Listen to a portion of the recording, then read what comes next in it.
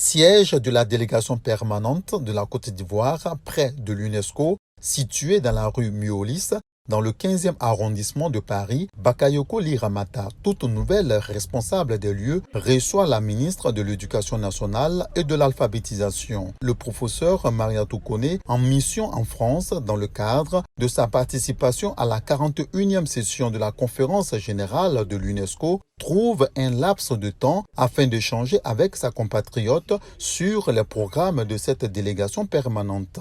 Au lendemain même de ma prise de fonction à la délégation permanente de la Côte d'Ivoire de l'UNESCO, nous avons échangé sur les différents enjeux pour la Côte d'Ivoire.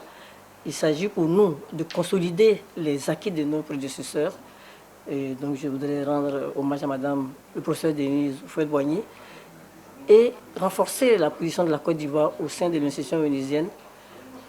Pour traduire donc la vision du président de la République, son Excellence M. Alassane Ouattara, doit être que la Côte d'Ivoire aille encore plus de l'avant au niveau de ses différents programmes. Vous avez aussi le prix Félix Houphouët-Boigny, donc pour la culture de la paix. La délégation permanente de Côte d'Ivoire près de l'UNESCO assure un rôle de promotion des intérêts et des positions de la Côte d'Ivoire au sein de l'UNESCO. Avant l'arrivée du professeur Ly Bakayoko Ramata, sa direction était assurée depuis juillet 2011 par son Excellence Denise Houphouët-Boigny. La ministre Mariatou Koné a accordé une audience aux membres de la délégation italienne. Le sujet principal ici, c'est l'obtention de plus de sites classés au patrimoine mondial de l'UNESCO.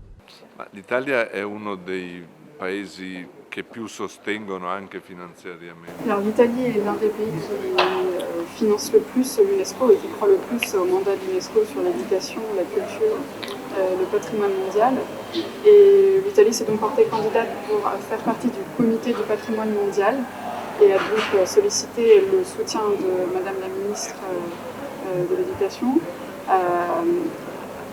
car l'Italie voudrait faire bénéficier les autres pays membres de l'UNESCO de son expertise et de son expérience, afin que davantage de zones géographiques et davantage de pays puissent inscrire de nouveaux sites dans la liste du patrimoine mondial.